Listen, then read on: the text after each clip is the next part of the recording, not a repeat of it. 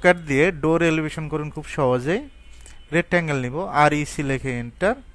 First point click করব, একদিকে 3 fit কমা আর একদিকে 7 ফিট। আশা করি পারবো। এখন আমরা এটা মুভ করব, এম লিখে এন্টার। মুভের shortcut key?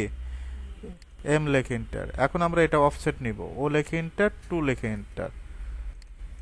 এখন আমরা এটা কপি করব, সিপি লিখে enter. Copy shortcut key? CP লিখে এন্টার। টোটালি 3টা কপি করবা, পারবে না? এখন আমরা সার্কেল নিব, সি লিখে এন্টার। কি লিখে এন্টার? সি লিখে এন্টার। জাস্ট এখানে মিড পয়েন্ট থেকে 4 ইঞ্চি সার্কেল। কত ইঞ্চি? 4 ইঞ্চি। লাইন নিবা, এল লিখে এন্টার। এই পয়েন্ট থেকে এই পয়েন্টে একটা ক্লিক করবা। আবার এই পয়েন্ট থেকে এই পয়েন্টে একটা ক্লিক করতে পারবে না? কমপ্লিট কিন্তু। এ আর সি, arts common, first point, second point, third point. Okay, পারবো তো? এখন যদি আমরা এটা ডিলিট করে দিই, এটাই কপি করি, সিপি লিখে এন্টার। তারপর আমরা এই অবজেক্টটা মিরর করে দিব, এমআই লিখে এন্টার।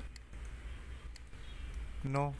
ওকে, এ আর সি, ফার্স্ট পয়েন্ট একটু বেশি নিবা, এই পয়েন্ট থেকে এই পয়েন্ট। আমি আবারও ক্লিয়ার করে দিচ্ছি, এ আর সি, এই পয়েন্টে একটা ক্লিক করব, F8 দিবা।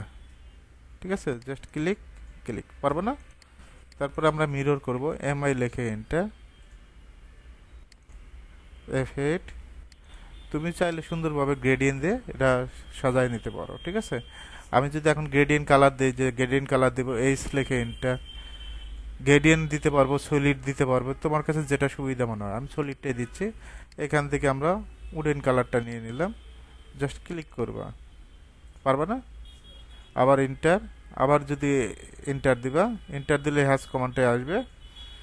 এখান থেকে আর একটা প্যাটার্ন তৈরি করবা উডেনের জন্য, এই প্যাটার্নটা দিয়ে দিবা।